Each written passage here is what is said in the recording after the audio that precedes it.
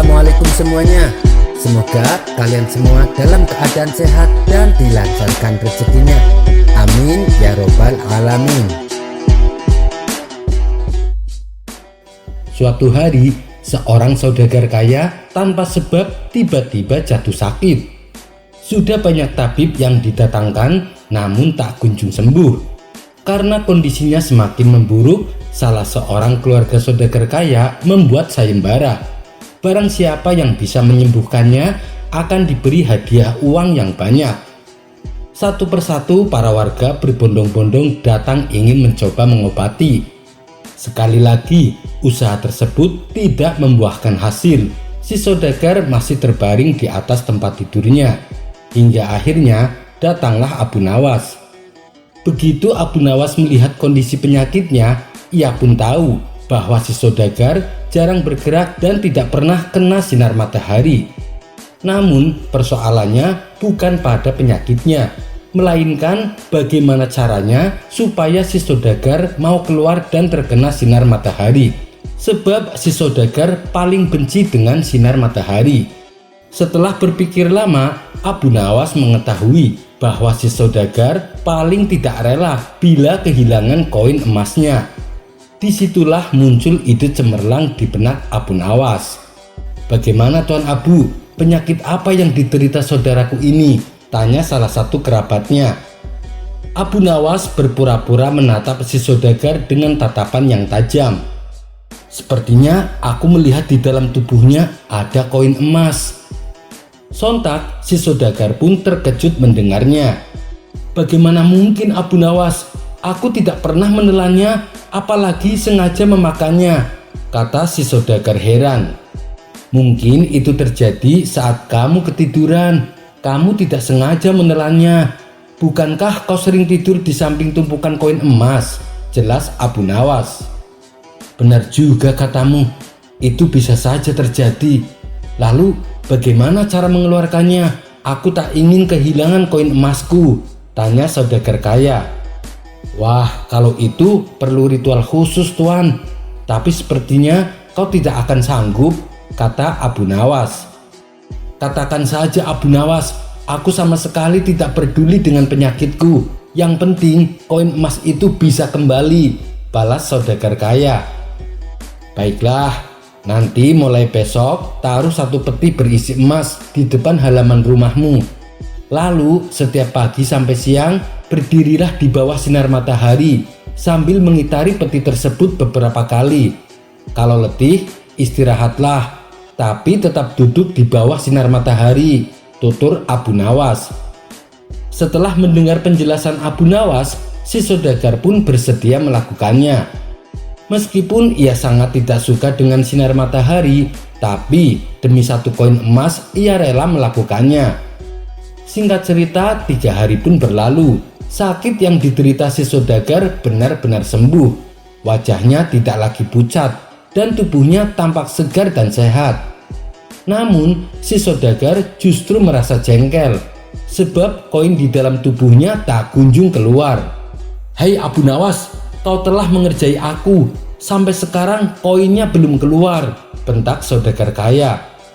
Dengan tersenyum Abu Nawas membalas, "Maaf Tuan, itu hanya akal-akalanku saja supaya Tuan bisa sembuh dari penyakitnya. Kalau tidak dipancing seperti itu, mana mungkin Tuan mau melakukannya, dan Tuan mungkin masih terbaring sakit sampai saat ini." Seketika si saudagar pun tersadar bahwa tujuan awal Abu Nawas adalah untuk mengobati sakit yang ia derita. Dan sesuai perjanjian, Abu Nawas pun mendapatkan hadiahnya. Kisah selanjutnya. Alkisah, ada salah satu putra Baginda Raja yang tidak pernah keluar istana. Kehidupannya yang serba mewah dan bersih membuatnya tidak tahu bagaimana keadaan rakyat yang sebenarnya. Ia bahkan tidak pernah melihat apa yang dinamakan tempat kotor. Ia mengira semua tempat adalah sama seperti istana, bersih, rapi, dan berkilauan. Dengan kondisi yang demikian, kemanapun sang pangeran berjalan, ia tak pernah mengenakan alas kaki. Hingga pada suatu ketika, setelah ia beranjak dewasa, ia meminta kepada Baginda Raja untuk berjalan-jalan keluar istana. Mendengar permintaan tersebut, tentu saja Baginda Raja tidak bisa melarangnya, sebab dia adalah anak yang paling disayangi. Apapun yang diinginkan pasti dipenuhi oleh Baginda Raja. Maka pergilah sang pangeran dengan didampingi beberapa pengawal istana. Ia berjalan keliling menyusuri jalanan kota tanpa mengenakan sepatu, seperti kebiasaannya ketika tinggal di dalam istana. Akan tetapi, baru beberapa meter berjalan, kakinya terluka karena terantuk batu. Sambil menahan rasa sakit, ia berkata dalam hati, "Ternyata jalan-jalan di negeriku ini jelek sekali, aku harus memperbaikinya." Ia pun lalu memutuskan kembali pulang ke istana.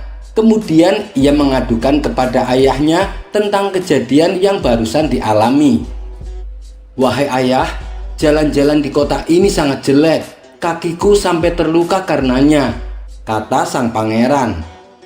"Benar wahai anakku, sebaiknya kau harus lebih berhati-hati," jawab Baginda Raja. "Aku punya usul ayah. Bagaimana kalau semua jalan-jalan itu dilapisi dengan kulit sapi? Dengan demikian jalanan akan menjadi baik dan halus. Tolong ayah, penuhi permintaanku," pinta sang pangeran. Seketika Baginda Raja terkejut mendengarnya. Ia tak tahu harus berbuat apa. Baginda Raja tak mungkin menolak keinginannya. "Baiklah wahai anakku, aku akan mewujudkan keinginanmu," kata Baginda Raja. Kemudian Baginda Raja mengumpulkan para menteri istana. Ia perintahkan agar semua hewan sapi dipotong dan diambil kulitnya. Mendengar kebijakan yang aneh itu, salah satu menteri bertanya, "Wahai Paduka yang mulia, untuk apa kulit-kulit sapi itu?" Baginda Raja menjawab, "Untuk melapisi semua jalanan di negeri ini agar menjadi bersih dan halus. Ini adalah permintaan anakku dan aku harus mewujudkannya." Menteri yang lain menimpali, "Ampun Paduka yang mulia, tapi itu membutuhkan sapi yang sangat banyak. Sedangkan keuangan kerajaan tak cukup untuk membelinya." Dengan menahan sedikit amarah, Baginda Raja kembali berkata, "Bukankah di negeri ini banyak peternak sapi? Ambil paksa dari mereka." Para menteri istana pun tidak ada yang berani membantah. Ternyata kebijakan Baginda Raja ini membuat seluruh rakyat menjadi resah, terutama para pemilik ternak sapi. Mereka lalu mengadukannya kepada Abu Nawas. "Tolonglah kami wahai Tuan Abu, kami tak ingin sapi-sapi kami diambil paksa," kata mereka dengan nada sedih. "Baiklah, aku akan membantu kalian. Sekarang pulanglah kalian ke rumah masing-masing," balas Abu Nawas.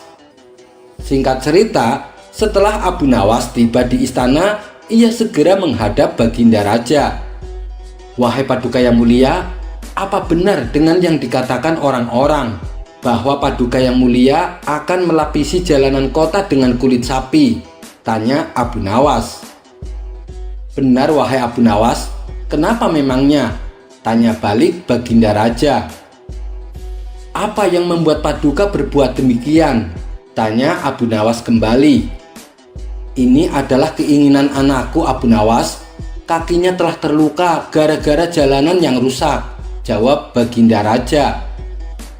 "Apakah tidak ada jalan lain Paduka? Ini sangat merugikan rakyat. Mereka akan kehilangan mata pencaharian," ujar Abu Nawas. "Bukankah sudah aku katakan, ini adalah keinginan anakku dan aku tak akan mungkin menolaknya," sahut Baginda Raja. Kemudian dengan bijak Abu Nawas berkata, "Ampun Paduka yang mulia, kenapa harus melapisi semua jalanan kota dengan kulit sapi? Bukankah akan lebih mudah dan hemat apabila hanya melapisi telapak kaki putra Paduka dengan 2 potong kulit sapi? Kita buatkan untuknya sepasang sepatu," terang Abu Nawas. Baginda Raja terdiam mendengar saran tersebut. Kata-kata sederhana itu membuka pikirannya. Mengapa ia harus mengubah seluruh negeri bila solusinya ada pada dirinya sendiri tanpa harus mengorbankan rakyatnya? Kau benar Abu Nawas, keputusanku ternyata sangat keliru, ucap Baginda Raja menyesal. Akhirnya sepatu dari kulit sapi pun dibuat, dan ketika sang pangeran mengenakannya, ia sangat bahagia dan senang. Ia bisa berjalan-jalan kemanapun tanpa merasa khawatir kakinya akan terluka. Dari kisah ini ada pelajaran yang mendalam. Seringkali kita berpikir bahwa dunia harus berubah agar kita bisa hidup nyaman. Kita ingin mengendalikan sesuatu, menghindari kesulitan, bahkan menyesali takdir ketika sesuatu tak berjalan sesuai keinginan. Namun, apakah dunia harus berubah untuk kita? Atau justru kitalah yang harus menyesuaikan diri? Ketahuilah bahwa jalan kehidupan tak selalu lurus. Batu dan rintangan akan selalu ada.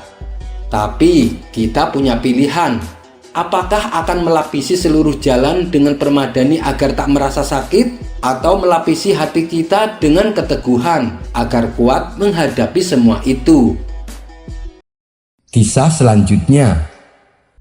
Suatu hari, Abu Nawas yang dikenal nyeleneh dan suka berbuat konyol diajak berbincang-bincang Baginda Raja di aula kerajaan. "Hei Abu Nawas, beberapa belakangan bulan ini aku heran dengan penampilanmu," kata Baginda Raja. "Heran kenapa Paduka? Saya merasa tidak ada yang berubah dengan penampilan saya," balas Abu Nawas. "Coba kau amati. Sekarang kau lebih sering membawa tongkat, padahal kan usiamu belum terlalu tua Abu Nawas," ujar Baginda Raja. "Oh, soal itu. Dengan tongkat ini, saya bisa membuat orang lupa dengan dirinya sendiri," tutur Abu Nawas. "Masa sih? Coba kau buktikan," pinta Baginda Raja.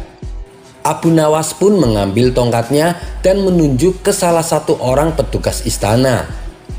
"Berapa umurmu?" tanya Abu Nawas.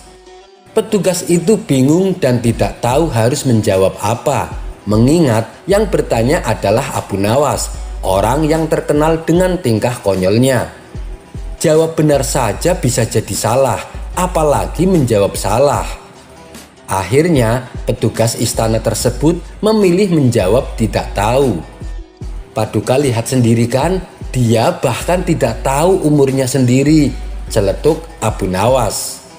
Sontak tingkah Abu Nawas ini membuat Baginda Raja tertawa terpingkal-pingkal. "Kau luar biasa Abu Nawas, adakah kehebatanmu selain itu?" goda Baginda Raja. Abu Nawas lalu membalas, "Mungkin bagi sebagian orang, ketika jatuh sakit, dia akan menjadi lemah tak berdaya. Seluruh tubuhnya menjadi demam dan menggigil. Tapi kalau saya yang jatuh sakit, justru membuat rumah saya aman dari aksi pencurian. Pencuri tidak akan berani masuk." Baginda Raja pun heran mendengarnya. "Kenapa bisa begitu Abu Nawas? Apakah dengan kamu sakit, kekuatanmu malah jadi bertambah?" tanya Baginda Raja. "Bukan yang mulia, tapi karena sepanjang malam saya batuk terus-menerus, sehingga bila ada pencuri yang hendak masuk ke rumah, dia pasti tidak akan berani. Dia akan mengira kalau si penghuni rumah sudah siap sedia untuk menanti kedatangan si pencuri," jawab Abu Nawas. Untuk kedua kalinya, Baginda Raja dibuatnya tertawa terbahak-bahak. Ia pun memberikan hadiah kepada Abu Nawas karena telah menghibur dirinya. Kisah selanjutnya. Dikisahkan ketika Abu Nawas pergi ke pasar, ia melihat ada seorang pedagang berpenampilan layaknya seorang kesatria. Karena penasaran, Abu Nawas pun menghampirinya. "Engkau jualan apa kawan?" tanya Abu Nawas. "Pedang," jawabnya. "Oh, berapa harganya?" tanya Abu Nawas kembali. 50 keping emas, jawab si pedagang. "Berapa?" 50 keping emas, apa tidak kemahalan? Tanya Abu Nawas memastikan. Tentu saja tidak, kawan. Pedang ini bukan sembarang pedang. Pedang ini memiliki kesaktian, ujar si penjual. Apa kesaktiannya? Tanya Abu Nawas penasaran. Bila digunakan, ia dapat memanjang mencapai musuhnya dimanapun musuh itu berada, jelas si penjual. Bagaimana kalau pedangmu ditukar dengan sepatuku? Kata Abu Nawas menawarkan. Mendengar itu, si pedagang pun tertawa. Apa hebatnya sepatumu? Itu kan sepatu biasa. Sudah bentuknya jelek, bau lagi, ejek si pedagang. Hei, jangan salah kawan. Sepatuku ini juga punya kesaktian, balas Abu Nawas. Coba beritahu aku, apa kesaktiannya? Kalau memang ada, aku bersedia menukarnya, ucap si pedagang. Kesaktiannya tak beda jauh dengan pedangmu. Ketika istriku melemparkan sepatu ini, maka akan terbang menimpaku berapapun jauhnya, tutur Abu Nawas. Seketika si penjual tertawa terbahak-bahak. Kisah selanjutnya, tempat yang menakutkan. Abu Nawas terkadang dalam menjawab pertanyaan, kata-katanya sering membuat orang tertawa. Seperti pada kisah berikut ini. Pada suatu ketika, saat Abu Nawas berkumpul bersama kawan-kawannya, salah satu temannya bertanya, "Wahai Abu Nawas, menurutmu tempat kita berasal seperti apa? Dan tempat kemana kita akan pergi seperti apa?" Abu Nawas menjawab, "Itu suatu tempat yang sangat menakutkan." Kawan-kawannya yang ikut mendengar heran dengan jawaban Abu Nawas. "Kenapa menakutkan?" tanya mereka. "Karena saat kalian datang dari sana waktu bayi, kalian pasti dalam keadaan menangis. Dan saat kalian harus pergi ke sana, semua orang akan menangis," celetuk Abu Nawas. Spontan, mereka pun tertawa terpingkal-pingkal. Kisah selanjutnya. Suatu hari, saat Abu Nawas sedang berjalan keliling kampung, dia melihat banyak orang berkumpul di lapangan. Karena penasaran, dia menerobos masuk untuk melihat apa yang terjadi. Ternyata ada pertunjukan sirkus seekor monyet yang pandai berjoget. Para penonton pun dibuat takjub dan terhibur dengan penampilan monyet tersebut. Tak hanya itu, tidak berapa lama si monyet kembali menunjukkan kehebatannya. Kali ini ia memakai topi kecil dan menari sambil menabuh rebana. Tentu saja para penonton semakin terhibur, dan dengan sukarela mereka memberikan uang koin kepada sang pawang. Abu Nawas yang terpesona oleh kejenakaan monyet terbesit di benaknya akan sebuah ide. Ternyata mudah sekali cari uang dengan cara seperti ini, pikir Abu Nawas. Dia pun segera berlari kembali ke rumahnya, mengambil keledai peliharaannya dan kembali ke lapangan dengan membawa keledai itu. Lalu Abu Nawas mendirikan panggung kecil, memasangkan topi di kepala keledai dan menempelkan rebana di ekornya. "Hadirin sekalian, saksikanlah keledai sirkus saya. Keledai saya ini bukan keledai biasa. Dia adalah musisi berbakat," teriak Abu Nawas. Spontan orang-orang yang ada di situ beramai-ramai mengerubungi Abu Nawas.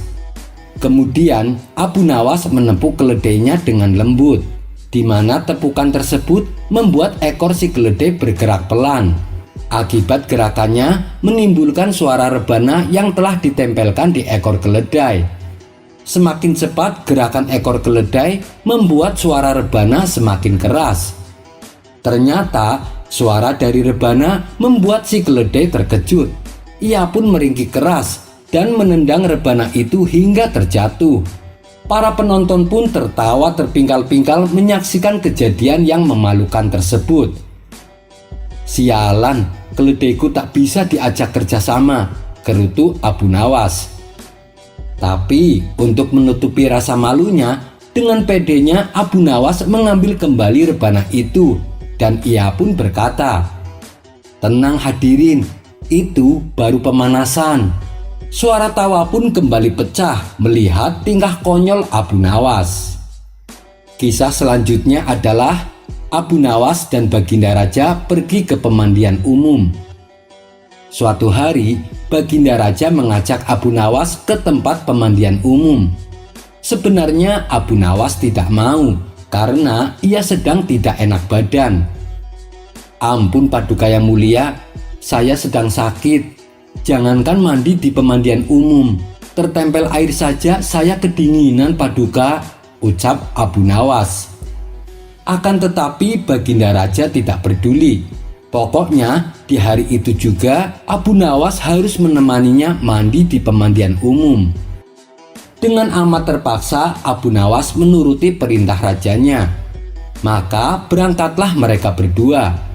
Di tengah perjalanan mereka berdua melihat beberapa orang budak sedang bekerja di ladang milik saudagar kaya. Iseng-iseng Baginda Raja bertanya kepada Abu Nawas, "Wahai Abu Nawas, menurutmu jika aku seorang budak, berapa harganya?" Dengan entengnya Abu Nawas menjawab, "Paling 50 dinar." Mendengar hal itu Baginda Raja menjadi gusar. "Gila kamu, jubah yang aku kenakan ini saja harganya 50.000 dinar," balas Baginda Raja. "Saya kan hanya memberi harga jubah Paduka, sedangkan Paduka sendiri tidak ada nilainya," timpal Abu Nawas. Sudah, aku malas jalan denganmu. Kita pulang saja," kata Baginda Raja ketus. "Kita tidak jadi ke pemandian umum Paduka?"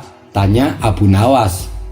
Karena masih emosi, Baginda Raja tidak menjawab pertanyaan Abu Nawas. Di sepanjang perjalanan pulang, antara Abu Nawas dan Baginda Raja saling diam. Sementara Abu Nawas merasa bersyukur karena tidak jadi pergi ke pemandian umum. Kisah selanjutnya adalah Abu Nawas dan hakim yang jahat. Dikisahkan ada seorang laki-laki yang memutuskan untuk berangkat haji. Karena ia mempunyai anak-anak yang masih kecil, ia pun menemui hakim untuk minta tolong. Sesampainya di pengadilan, ia menitipkan uang 1.000 dinar kepada Tuan Hakim dengan disaksikan beberapa pejabat pengadilan. "Wahai Tuan Hakim, saya titip uang 1.000 dinar karena saya hendak berangkat haji. Bila saya kembali dengan selamat, maka aku akan mengambil kembali titipanku. Tapi jika ternyata aku meninggal selama dalam perjalanan, maka Tuan Hakim adalah penggantiku. Apa yang Tuan Hakim inginkan, berikanlah pada anak-anakku," kata laki-laki tersebut. Kemudian berangkatlah laki-laki itu menunaikan ibadah haji. Beberapa minggu kemudian terdengar kabar bahwa si laki-laki meninggal dunia di Tanah Suci. Mendengar kabar duka tersebut, anak-anaknya lalu mendatangi Tuan Hakim untuk mengambil uang titipan ayahnya. "Wahai Tuan Hakim, kedatangan kami ke sini untuk mengambil titipan ayah kami," kata mereka kepada Tuan Hakim. "Begini anak-anak, sebelum ayah kalian berangkat haji, ia menyatakan wasiatnya di hadapan orang-orang. Ayah kalian mengatakan bahwa aku dapat memberikan kalian apapun yang aku inginkan. Karena itu, aku akan memberi kalian uang 100 dinar, tutur Tuan Hakim. Anak-anak itu pun protes, sebab uang yang dititipkan ayahnya berjumlah 1.000 dinar. Kemudian mereka bertanya kepada orang-orang yang menjadi saksi wasiat ayahnya. "Apa benar ayah kami berkata demikian?" tanya mereka. Para saksi membenarkan perkataan Tuan Hakim. "Kalian dengar sendiri kan? Saya tidak mungkin membohongi kalian. Ini, terimalah uang 100 dinar, ucap Tuan Hakim. Anak-anak yatim ini menjadi bingung dan meminta kepada pejabat pengadilan yang lain untuk membantu mereka. Namun, orang-orang tersebut tidak dapat berbuat apa-apa karena yang dikatakan Tuan Hakim memang benar adanya. Kemudian anak-anak yatim ini mendatangi rumah Abu Nawas untuk minta pertolongan. Setelah mendengar pengaduan mereka, Abu Nawas seketika menjadi murka. "Kurang ajar, ayo kita temui Tuan Hakim, aku akan bantu kalian," kata Abu Nawas. Singkat cerita, sampailah Abu Nawas dan anak-anak yatim di pengadilan. Kemudian mereka mendatangi Tuan Hakim. "Hai Hakim bejat, kenapa tidak kau berikan hak anak-anak yatim ini?" tanya Abu Nawas emosi. "Aku sudah memberikan hak mereka sesuai wasiat ayahnya," jawab Tuan Hakim. "Sudah bagaimana? Uang yang dititipkan ayahnya adalah 1000 dinar. Tapi kenapa hanya dikembalikan 100 dinar? Tanya Abu Nawas kembali. "Begini Abu Nawas, ayah mereka berwasiat bahwa aku dapat memberi mereka apapun yang aku inginkan. Dan wasiat tersebut disaksikan oleh seluruh pejabat pengadilan. Kalau kau tidak percaya, silahkan tanya mereka. Oleh karenanya, yang aku inginkan hanyalah memberi anak-anak ini 100 dinar, jawab Tuan Hakim. Sejenak Abu Nawas terdiam. Ia mulai mencari cara agar kekurangan yang 900 dinar bisa kembali didapatkan oleh anak-anak tersebut. "Wahai Hakim, berdasarkan kata-katamu, kau memberikan anak-anak ini 100 dinar. Sedangkan kau sendiri menginginkan untuk dirimu 900 dinar. Bukankah wasiat ayah anak-anak ini mengatakan, apapun yang kau inginkan sendiri, maka berikanlah pada anak-anakku. Oleh karena itu, berikan sisa 900 dinar kepada anak-anak ini, sesuai dengan yang kau sendiri inginkan," jelas Abu Nawas. Tuan Hakim terkejut dengan jawaban Abu Nawas. Ia tak hanya cerdik, tapi juga pintar bermain kata-kata. Akhirnya Tuan Hakim pun tak berdaya dan terpaksa memberikan sisa 900 dinar kepada anak-anak yatim tersebut. Kisah selanjutnya. Dikisahkan, Abu Nawas pergi keluar kota untuk menemui sahabatnya. Kedatangan Abu Nawas ini tentu disambut dengan hangat. "Wahai sahabatku, gimana kabarnya?" tanya Abu Nawas. "Alhamdulillah, saya sehat walafiat. Mari silahkan masuk Abu Nawas," sambut kawannya. Setelah lama berbincang-bincang, kemudian sahabatnya ini mengajak Abu Nawas jalan-jalan. "Ayolah kita jalan-jalan, saya juga ingin mencari udara segar," kata Abu Nawas. Mereka berdua lantas jalan-jalan menyusuri kota sahabatnya. "Di kota ini sekarang ramai Abu Nawas, tidak seperti dulu waktu kamu kesini," ujar sahabatnya. "Kamu benar, banyak sekali perubahan. Suasana di kotamu sekarang menjadi ramai sekali," gumam Abu Nawas. Hingga akhirnya sampailah mereka berdua di sebuah pasar burung. Di sana Abu Nawas melihat ada seekor burung dijual dengan harga yang cukup mahal. Dalam hati ia berkata, "Beruntung sekali penjualnya, burung sekecil itu bisa laku dengan harga mahal," pikir Abu Nawas. Untuk memastikannya, Abu Nawas lalu mendatangi si pembeli. "Hai kawan, berapa harganya?" tanya Abu Nawas. "Saya membelinya 100 dinar," jawab orang tersebut. 100 dinar? Burung sekecil itu kau beli dengan harga 100 dinar? Apa kamu tidak menyesal? Tanya Abu Nawas kembali. "Ya tidaklah, menurutku harga segitu sudah layak," balas orang tersebut. "Aneh sekali, apa mungkin di kota ini hewan harganya mahal?" pikir Abu Nawas. Setelah selesai jalan-jalan, kemudian Abu Nawas pamit pulang kepada sahabatnya. Sesampainya di rumah, ia terus memikirkan kejadian yang ia lihat di pasar burung. "Aku tidak habis pikir, kenapa burung sekecil itu bisa laku dengan harga yang mahal.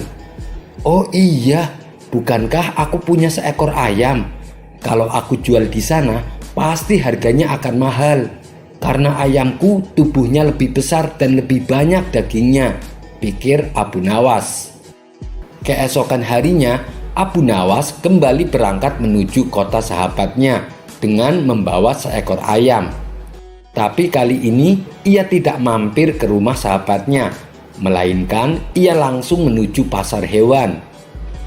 Setibanya di sana, Abu Nawas menawarkan ayamnya kepada orang-orang dengan harga 200 dinar. "Berapa harganya, Tuan?" tanya salah satu pembeli. "Murah kawan, hanya 200 dinar, jawab Abu Nawas. Si pembeli tentu saja kaget mendengarnya. Ia pun langsung meninggalkan Abu Nawas tanpa menawarnya. Hingga waktu menjelang siang, ayam Abu Nawas tak kunjung laku. Tidak ada satupun yang berminat membeli ayam milik Abu Nawas. Rata-rata mereka menawarnya hanya dengan harga 5 dinar. Hal ini membuat Abu Nawas kecewa. Lalu ia meluapkan kekesalannya kepada orang-orang di pasar. "Apa-apaan ini? Kemarin aku melihat ada seekor burung bisa laku 100 dinar. Tetapi ayam milikku yang begini indah dan ukurannya jauh lebih besar ditawar hanya 5 dinar, teriak Abu Nawas. Sontak orang-orang pun terkejut dengan teriakan Abu Nawas. "Ada apa, Tuan? Jangan teriak-teriak seperti itu. Nanti orang-orang pada ketakutan," ujar salah satu warga. Kebetulan sahabat Abu Nawas melintas di tempat itu. Ia pun segera menghampirinya. "Tenanglah Abu Nawas, ada apa ini?" tanya sahabatnya. "Kemarin waktu kita jalan-jalan ke pasar ini, aku melihat ada seekor burung kecil laku dengan harga 100 dinar. Tapi kenapa ayamku yang indah dan besar ini malah hanya ditawar dengan harga 5 dinar? Ini kan aneh," ujar Abu Nawas. "Oh, burung yang kemarin itu. Kamu salah paham Abu Nawas. Itu bukan burung biasa. Burung itu adalah burung beo. Keistimewaan burung beo bisa bicara seperti manusia. Jadi wajar kalau harganya mahal. Bukan karena tubuhnya yang kecil," kata sahabatnya menjelaskan. Sejenak Abu Nawas terdiam. Ia pun mulai menyadari atas kekeliruannya.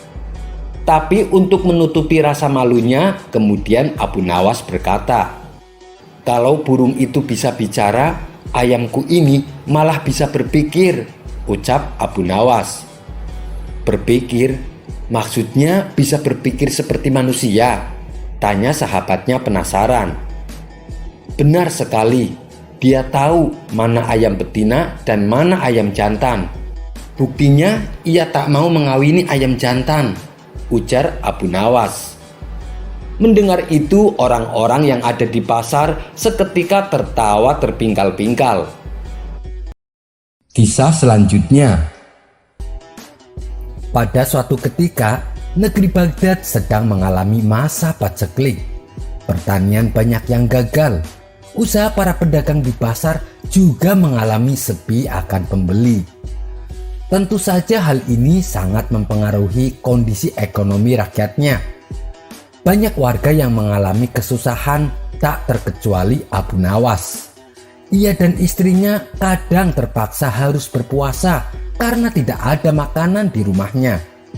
Hingga pada suatu ketika, Abu Nawas pergi jalan-jalan ke pasar untuk menghilangkan rasa jenuhnya.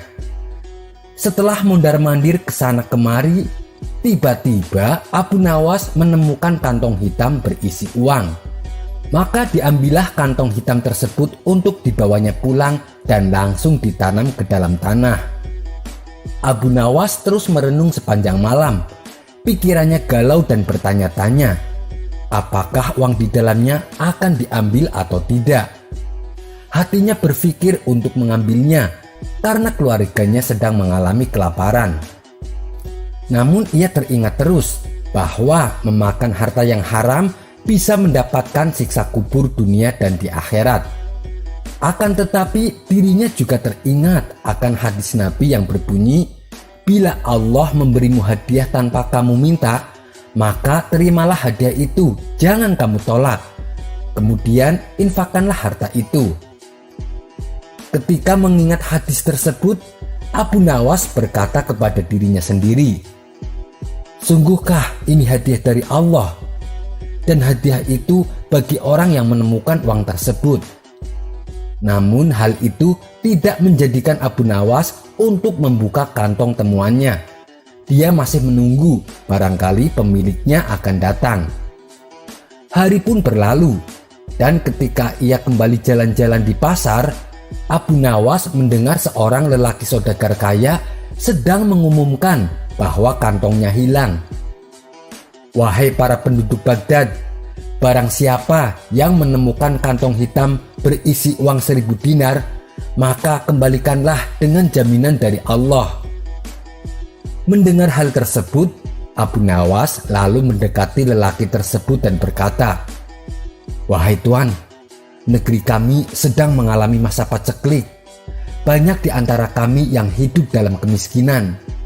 Seumpama uang Anda ditemukan oleh orang yang sedang mengalami kesusahan, maukah tuan memberi sedikit uang secara halal? Ucap Abu Nawas. Berapa yang diinginkannya? Tanya lelaki saudagar kaya. 1/10 tuan, artinya 100 dinar, jawab Abu Nawas.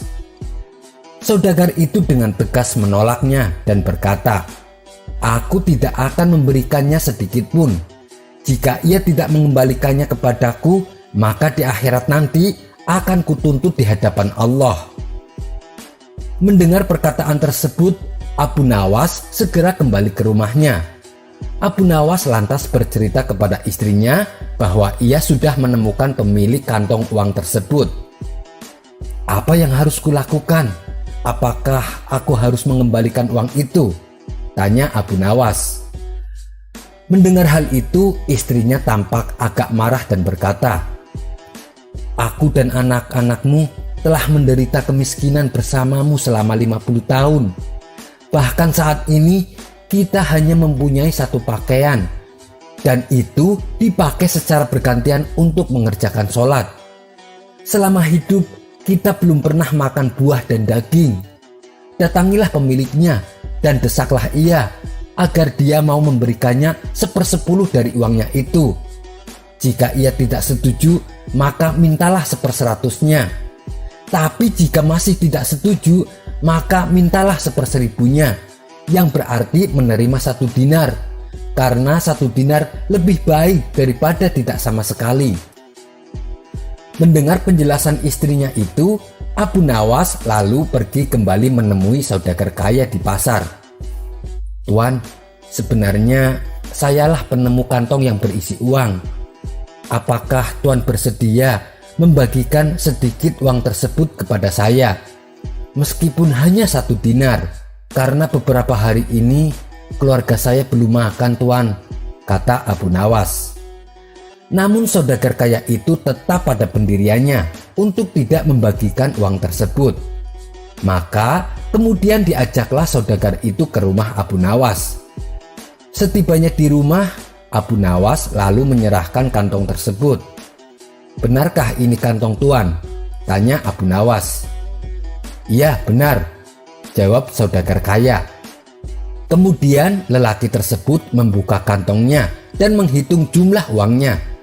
Jumlahnya masih tetap utuh, yaitu 1000 dinar. Lalu saudagar kaya itu pamit pulang kepada Abu Nawas. Namun belum juga melewati pintu keluar, tiba-tiba saudagar itu berhenti dan berkata, wahai orang tua, aku akan menceritakan kepadamu mengenai kantong ini. Ayahku telah mewariskan kepadaku uang 3000 dinar. Sebelum meninggal, beliau pesan kepadaku untuk membagikan sepertiganya kepada orang yang berhak menerimanya. Aku juga disuruh menjual warisan ternak dan menginfakkannya. Sebagiannya lagi saya gunakan untuk pergi haji. Maka aku pun melaksanakan wasiat itu. Dan wasiat untuk membagikan 1/3 uang dari kekayaanku, uang tersebut aku letakkan pada kantong ini. Lalu aku pergi ke kota Baghdad untuk mencari orang yang benar-benar miskin. namun aku tidak menemukan seorang pun yang lebih berhak daripada Anda. Maka ambillah uang di kantong ini. Semoga Allah memberkahimu," kata lelaki saudagar kaya tersebut. Mendengar hal itu, Abu Nawas pun bersyukur kepada Allah Subhanahu wa Ta'ala. Kesabaran dan kejujurannya saat menemukan uang tersebut ternyata mendapatkan jalan lain dari Allah. Atas kejujuran Abu Nawas, saudagar kaya itu tidak hanya memberikan 1/100 sebagaimana yang dimintanya tadi, melainkan semua uang yang ada di kantong tersebut. Kisah selanjutnya diceritakan pada suatu hari Abu Nawas yang cerdik ini sedang menghabiskan waktunya dengan berjalan-jalan di kota Baghdad. Kemudian ia memutuskan untuk pulang ketika langit mulai senja dan adzan maghrib sebentar lagi berkumandang. Agar cepat sampai ke rumah, untuk pertama kalinya Abu Nawas melewati kampung Badui di sebuah gurun. Di kampung itu, Abu Nawas melihat kerumunan orang-orang berkumpul sedang memasak bubur. Aromanya sangatlah begitu sedap. Saat sedang asik menikmati aroma tersebut, tiba-tiba saja Abu Nawas disekap dan ditutup kepalanya oleh segerombolan pria. Abu Nawas mencoba berontak dan berteriak minta tolong. Namun tak ada seorang pun yang mau menolongnya. Kemudian Abu Nawas dibawa ke sebuah rumah kosong. Lalu salah satu pria membuka penutup kepala Abu Nawas. "Apa salahku? Kenapa kalian menangkapku?" tanya Abu Nawas heran. "Kamu tidak salah sama sekali. Hanya saja setiap ada orang asing yang masuk ke dalam kampung kami, pasti akan kami tangkap dan kami sembelih untuk dijadikan sebagai kaldu masakan bubur yang kami buat," jawab salah satu dari mereka. "Jadi masakan bubur yang kalian sajikan itu adalah bubur berbahan daging manusia?" tanya Abu Nawas. "Benar sekali. Rasanya tak kalah nikmat dari daging sapi. Kamu mau mencobanya?" kata salah satu dari mereka. "Tapi kenapa sih harus daging manusia? Bukankah berdosa membunuh manusia? Apalagi sampai memakan dagingnya?" tanya Abu Nawas polos. "Ini semua salah pemerintah yang tak mengurus kami. Daging sapi dan daging unta sangatlah mahal harganya, sedangkan rakyat di kampung kami ini miskin," jawab mereka. Lalu para pria tersebut mengarak Abu Nawas ke tempat penyembelihan. Dengan cepat Abu Nawas memikirkan cara agar terbebas dari penyembelihan. Berkat kecerdikannya, ia pun berhasil menemukan ide yang cemerlang. "Hei, tunggu dulu kalian. Sebelum kalian menyembelihku, lihatlah betapa kurusnya tubuhku ini. Percuma saja, kalian hanya akan memakan tulang. Kalau kalian mau, besok aku akan membawakan kalian temanku yang gemuk," ucap Abu Nawas meyakinkan. "Kau pikir kami akan percaya dengan kata-katamu? Jangan coba-coba menipu kami," bentak mereka. "Dengar dulu, namaku Abu Nawas. Aku tinggal di desa ujung kota Baghdad. Jika aku berbohong, silahkan kalian mendatangiku. Kalian tak akan menyesal bila melepaskanku kali ini, karena aku akan menepati janjiku," ujar Abu Nawas. Para pria di kampung Badui itu lalu berunding sejenak. Mereka akhirnya memutuskan untuk percaya dengan perkataan Abu Nawas. "Baiklah, kami percaya dengan perkataanmu. Besok bawakan kami temanmu yang gemuk itu, maka kau akan kami bebaskan," kata pemimpin kampung tersebut. Mereka lalu saling berjabat tangan sebagai tanda janji. Abu Nawas pun dilepaskan. Dalam perjalanan pulang, Abu Nawas memikirkan strategi selanjutnya agar benar-benar terbebas dari warga kampung Badui. Setelah berpikir sejenak, akhirnya ia berhasil menemukan ide bagus. Bukankah tadi para pria kampung Badui mengatakan kalau Baginda Raja tak peduli pada mereka? Mending aku bawa Baginda saja ke sana. Ditambah lagi, Baginda Raja kan sangat gemuk. pikir Abu Nawas. Lagian hal yang aneh bila Baginda Raja tak mengetahui perbuatan keji rakyatnya. Mereka tega membunuh manusia untuk dijadikan makanan. Ini tidak boleh dibiarkan. Keesokan harinya, Abu Nawas pergi ke istana untuk menghadap Baginda Raja. Paduka yang mulia, kemarin hamba berkunjung ke suatu kampung, di mana kampung tersebut menyajikan masakan bubur yang sangat lezat. Baginda akan menyesal bila tak mencicipinya, kata Abu Nawas membuka percakapan. Di mana itu? Apa nama kampungnya? Tanya Baginda Raja. Namanya Kampung Badui, Paduka yang mulia, jawab Abu Nawas. Baiklah, aku akan datang ke sana bersama dengan para pengawal. Awas saja jika ternyata makanannya tak enak, ucap Baginda Raja. Tapi hamba sarankan Baginda tak mengajak para pengawal, sebab para penduduk di kampung tersebut tak suka dengan keramaian. Sebagai gantinya, hamba akan menemani Baginda Raja untuk datang ke sana. Baiklah, kalau begitu, ayo kita segera ke sana, ajak Baginda Raja tak sabar. Mereka berdua pun akhirnya segera pergi menuju Kampung Badui. Setibanya di sana, Abu Nawas mengajak Baginda Raja ke rumah yang kemarin dirinya disekap. Paduka yang mulia, Paduka tunggulah di sini sejenak. Hamba akan menemui penjual bubur itu, ucap Abu Nawas. Kemudian Abu Nawas menemui para pria yang ternyata sudah menunggunya. Betul kan? Aku menepati janjiku.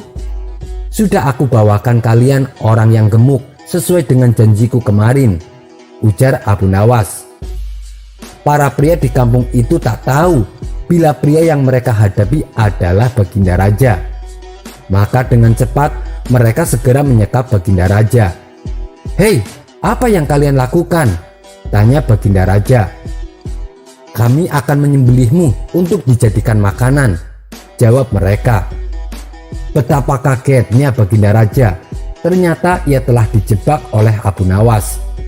Akan tetapi Baginda Raja tak kalah cerdik dengan Abu Nawas.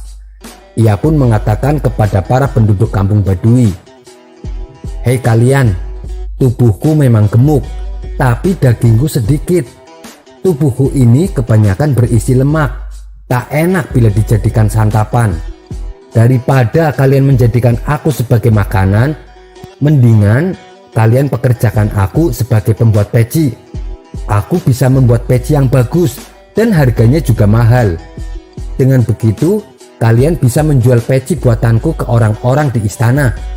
Mereka pasti akan membelinya dengan harga yang mahal, kata Baginda mencoba mengelabui warga Kampung Badui.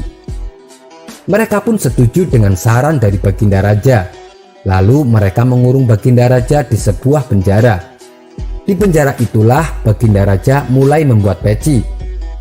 Agar diselamatkan oleh para pengawal istana, Baginda memberikan sepucuk surat di dalam peci yang ia buat. Surat tersebut berisi bahwa dirinya disekap di Kampung Badui dan meminta secepatnya agar para prajurit membebaskannya. Setelah itu, Baginda Raja menyerahkan peci buatannya ke salah seorang pria Badui. Jual saja peci ini ke para menteri di istana. Mereka pasti menyukainya, ucap Baginda Raja. Di satu sisi, istana sedang gempar karena Baginda Raja tak kunjung kembali. Para pengawal istana telah mencari, tapi tak kunjung bisa menemukan sang raja. Keesokan harinya, salah satu pria dari Kampung Badui tersebut datang ke istana. Ia menemui salah satu menteri dan menjual peci yang dibawanya. Karena indah, menteri itu pun tertarik untuk membelinya. Wah, peci ini nampak sangat mengagumkan dan mewah. Siapa yang membuatnya? Seleranya pasti sangatlah tinggi, kata menteri kerajaan. Kalau Tuan berkenan, besok saya bisa membawakan lebih banyak lagi, sahut si pria Badui. Baiklah, besok bawakan aku peci yang lain ya. Aku akan membelikan untuk ayahku. Ngomong-ngomong, dari mana asalmu? Tanya sang menteri. Hamba dari Kampung Badui, Tuan. Kalau begitu, hamba pamit undur diri, jawab pria Badui tersebut. Saat sedang mencoba pecinya, sang menteri kerajaan menjadi kaget karena di dalam peci tersebut terdapat sepucuk surat dari Baginda Raja. Kemudian menteri kerajaan itu menyuruh para prajurit untuk mendatangi kampung Badui dan membebaskan Baginda Raja. Mereka pun akhirnya berhasil menemukan dan menyelamatkan Baginda Raja. Atas perintah Baginda Raja, orang-orang di kampung Badui dihukum karena telah berbuat keji. Keesokan harinya, Baginda Raja memerintahkan para pengawal untuk menangkap Abu Nawas. Setelah Abu Nawas berada di hadapannya, Baginda dengan penuh amarah berkata, "Kamu kurang ajar Abu Nawas. Apa maksudmu menjadikanku sebagai tumbal? Perbuatanmu sangatlah tidak pantas. Kau harus dihukum mati Abu Nawas," bentak Baginda Raja. Dengan sikap hormat, Abu Nawas menjawab, "Sebelum Baginda menjatuhkan hukuman mati pada hamba, perkenankan hamba menyampaikan beberapa hal." "Baiklah, cepat katakan, waktumu tak lama," ujar Baginda Raja. "Begini Paduka Yang Mulia, alasan kenapa saya melakukan hal tersebut itu semata-mata untuk menunjukkan kenyataan pahit bahwa di negeri yang Baginda pimpin ada kampung yang perbuatannya sangat keji. Bila Baginda tak mengalaminya langsung, bisa saja Paduka tak percaya dengan perkataan saya. Padahal semua kejadian yang terjadi di negeri ini adalah tanggung jawab Baginda sebagai seorang pemimpin. Bukankah raja yang adil dan bijak sebaiknya mengetahui seluruh perbuatan rakyatnya? Untuk itulah hamba sengaja mengajak Paduka Raja pergi ke kampung Badui. Lagi pula hamba sudah bisa menebak bila Baginda adalah pemimpin cerdas, sehingga Baginda pasti bisa lolos dari sekapan mereka. Maaf Paduka Yang Mulia, jika perkataan hamba ini salah, silakan hukum hamba. Namun bila hamba tak bersalah tapi tetap mendapatkan hukuman, hamba tidak akan ikhlas, sehingga dosa akan menjadi tanggung jawab Baginda di akhirat kelak." Setelah mendengar penuturan Abu Nawas, hilanglah amarah Baginda Raja. Dalam hati, ia membenarkan seluruh ucapan Abu Nawas. Memang selama ini Baginda merasa belum sepenuhnya memperhatikan kondisi rakyatnya, sehingga kampung Badui pun terlantar dan menjadi kanibal. "Baiklah, kali ini akan kuampuni segala perbuatanmu. Tapi berjanjilah kau tak akan mengulangi lagi perbuatanmu," perintah Baginda Raja. Abu Nawas pun menganggukkan kepalanya dan pamit dari istana. Setelah kejadian tersebut, Baginda Raja kini menjadi pemimpin yang semakin peduli pada rakyatnya. Ia tak ingin ada masyarakat yang terlantar. Kisah selanjutnya. Nabi Sulaiman adalah raja yang memimpin semua makhluk, baik dari kalangan manusia maupun kalangan bangsa jin dan juga kalangan hewan. Bahkan angin pun tunduk kepada Nabi Sulaiman. Di dalam kisah Nabi Sulaiman ada seorang manusia biasa yang bukan berasal dari kalangan Nabi dan Rasul. Namun ia mampu memindahkan istana Ratu Balqis dalam sekejap mata. Nabi Sulaiman mempunyai pengawal setia yang mempunyai kesaktian. Ia adalah Asif bin Barkhia. Asif merupakan salah satu pengawal yang senantiasa membantu Nabi Sulaiman ketika berdakwah kepada kaumnya. Sosok Asiflah yang bekerja sebagai pencatat wahyu dari Allah kepada Nabi Sulaiman. Di satu kisah, Nabi Sulaiman bertanya kepada para pembesarnya, siapakah di antara mereka yang sanggup mendatangkan istana Ratu Balqis sebelum mereka sampai? Ketika itu, Ratu Balqis dan pasukannya sedang berada di perjalanan menuju ke istana Nabi Sulaiman. Istana Ratu Balqis berada di negeri Yaman, sementara istana Nabi Sulaiman berada di Palestina. Nabi Sulaiman lalu meminta kepada para pembesarnya agar istana Ratu Balqis bisa diletakkan di depan kerajaannya. Ini adalah permintaan yang tidak masuk akal. Namun, Ketika itu ada salah satu pembesarnya berani menyanggupi tantangan itu. Dia adalah jin Ifrit, rajanya para jin. Ia adalah jin terkuat di antara semua jin. Maka jin Ifrit langsung menyanggupi permintaan Nabi Sulaiman. "Aku sanggup, wahai rajaku. Aku akan mendatangkan istana Ratu Balqis sebelum engkau berdiri dari singgasanamu. Dan sesungguhnya aku memiliki kekuatan dan aku orang yang amanah," kata jin Ifrit. Mendengar kesanggupan jin Ifrit, terkesanlah hati Nabi Sulaiman. Tapi ternyata ada orang lain yang juga menyanggupi tantangan itu. Orang ini berasal dari bangsa manusia. "Wahai rajaku, aku juga sanggup mendatangkan istana Ratu Balqis kepadamu, bahkan sebelum engkau mengedipkan mata," kata orang itu. Nabi Sulaiman pun akhirnya memilih orang tersebut yang ditugaskan untuk melakukannya. Orang itulah yang bernama Asif bin Barkhia, pengawal setia Nabi Sulaiman. Dan benar saja, sebelum Nabi Sulaiman berkedip, istana Ratu Balqis sudah ada di hadapan matanya. Nabi Sulaiman lalu berkata, "Ini semua adalah karunia Tuhanku untuk mengujiku. Apakah aku bersyukur atau aku akan kufur? Maka barang siapa yang bersyukur, sesungguhnya dia telah bersyukur akan dirinya. Dan barang siapa yang kufur, sesungguhnya Robku Maha Kaya lagi Maha Pemurah." Pada saat itu, Asif bin Barkhia dikisahkan berdoa kepada Allah agar bisa memindahkan istana Ratu Balqis. Artinya, istana itu bisa pindah karena Allah telah mengabulkan doa hambanya yang soleh ini. Asif bin Barkhia adalah orang yang menjadi juru tulis Nabi Sulaiman ketika Nabi Sulaiman mendapatkan wahyu dari Allah. Ialah yang mencatat setiap wahyu hingga catatan itu menjadi sebuah kitab. Dan kitab itu diletakkan di bawah singgasana Nabi Sulaiman. Nabiullah Sulaiman sempat mengancam sebelum ia wafat. Barang siapa yang mengambil kitab ini dan dia dari bangsa manusia akan dibunuh. Tapi kalau dia dari bangsa jin, maka dipastikan akan terbakar. Semenjak ancaman ini, tak ada satupun dari bangsa manusia dan jin yang berani untuk mengambilnya. Hingga pada akhirnya, ketika Nabi Sulaiman meninggal dunia, mereka berebutan untuk mengambil kitab tersebut. Kitab itu pun jatuh ke tangan jin Ifrit. Kitab yang berisi catatan wahyu Allah lalu oleh jin Ifrit dicampurnya dengan kalimat-kalimat sihir. Dari sinilah sejarah sihir dimulai.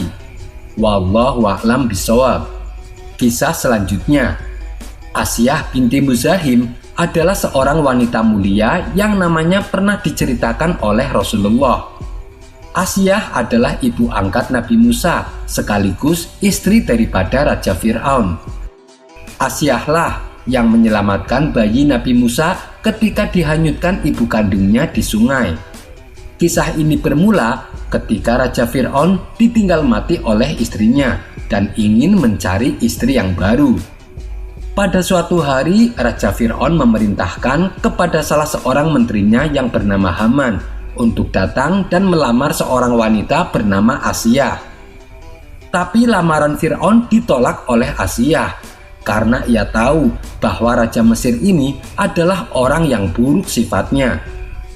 Mengetahui lamarannya ditolak, Raja Fir'aun pun marah, lalu mengutus bala tentaranya untuk menangkap orang tua Asiyah. Mereka pun dipenjara dan disiksa. Fir'aun yang merasa bisa melakukan apa saja tapi tak mampu mendapatkan hati dari Asiyah. Fir'aun pun memaksa Asiyah untuk menikah dengannya. Padahal Asiyah sudah menolaknya dengan tegas. Asiyah tak sudi dinikahi Fir'aun karena ia raja yang ingkar kepada Allah. Fir'aun lalu mengancam akan membunuh orang tua Asiyah apabila tak mau menikah dengannya. Akhirnya, dengan terpaksa, Asiyah menerima Fir'aun sebagai suaminya. Meskipun berstatus sebagai istri Raja Fir'aun, namun Asiyah selalu dalam lindungan Allah. Ketika malam pertama, saat Fir'aun ingin menggauli istrinya, datanglah jin wanita kafir yang menjelma sebagai wujud Asiyah. Jadi, setiap kali Fir'aun menggauli istrinya, sebenarnya itu bukanlah sosok Asiyah, melainkan seorang wanita jin kafir yang menyerupakan sebagai Asiyah. Hal ini karena kemuliaan Asiyah sudah dijaga oleh Allah, agar kesuciannya tidak disentuh oleh penguasa zalim. Wallahu a'lam bishawab.